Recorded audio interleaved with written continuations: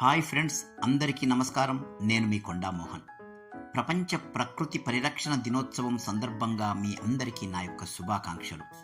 ప్రజలను మొక్కలతో అనుసంధానిస్తూ డిజిటల్ ఆవిష్కరణలను వన్యప్రాణుల సంరక్షణకు వినియోగించాలన్నదే జూలై 28న మనం జరుపుకుంటున్న వరల్డ్ నేచర్ కన్జర్వేషన్ డే యొక్క ముఖ్య ఉద్దేశం.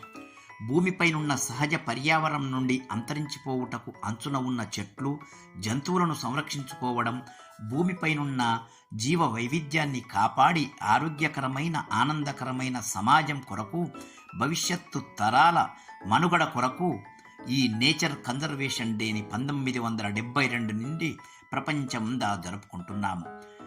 అయితే పర్యావరణం రోజు రోజుకు క్షీణిస్తుంది. దీని నుండి మనం బయటపడాలంటే మిత్రులారా, భూమాత ప్రసాదించిన సహజ ప్రకృతి వనరులను నిబద్ధతతో వినియోగించుకుందాం. అటవీ శాఖతో పాటుగా మనందరం కూడా ఈ వర్షాకాలంలో మొక్కలను నాటి కాపాడుకుందాం. వన్యప్రాణులకు హాని చేయకుండా సంరక్షించుకుందాం. జై హింద్.